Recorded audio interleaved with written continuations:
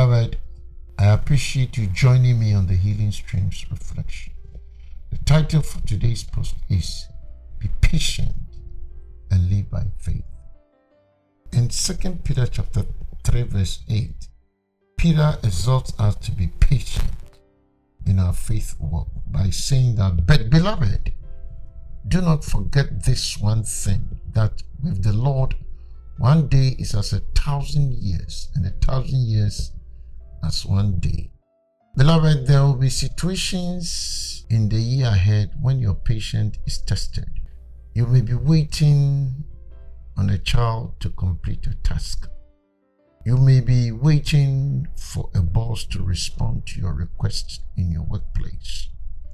Or you may be waiting on a spouse to make a change that will make your relationship better. In each case, you focus on time and find yourself growing impatient. Peter's words will help you and I manage our feelings about time.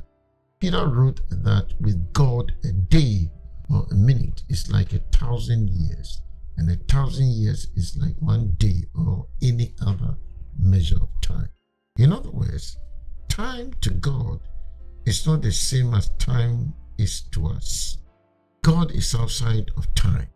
The past, present, and future are one to Him.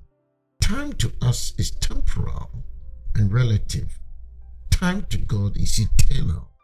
When time doesn't move according to your preferences, ask God for His perspective. He is patient with us. And that is why 2 Peter chapter 3 verse 9 tells you and I that the Lord is not slow to do what He has promised, as some think. Instead, He is patient with you because He does not want anyone to be destroyed, but wants all to turn away from their sins. As someone has said, biblical patience is rooted in faith that says everything is in God's control. That's why Hebrews chapter 11 verse 7 declared, by faith Noah, being divinely warned of things not yet seen, moved with godly fear, prepared an ark for the saving of his household. This is an example of living by faith and being patient and living by faith. In the late 1800s, George Muller was sailing from England to Quebec.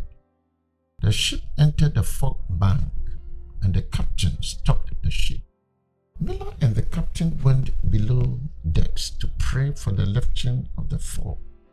After finishing his prayer, Muller advised the captain to resume progress since the fog was gone.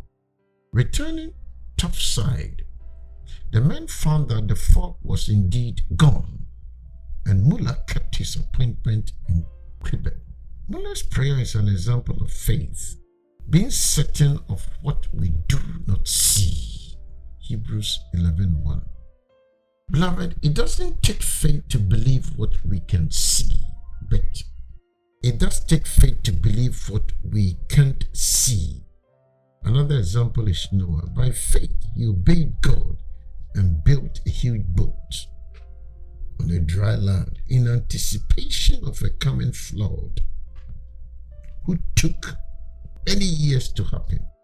What a patient in constructing the ark. Noah saw no evidence of a flood, but he obeyed God in a way, being certain of what he could not see. Beloved, we are called to live by faith, not by sight. As 2 Corinthians chapter 5 verse 7 makes us to believe.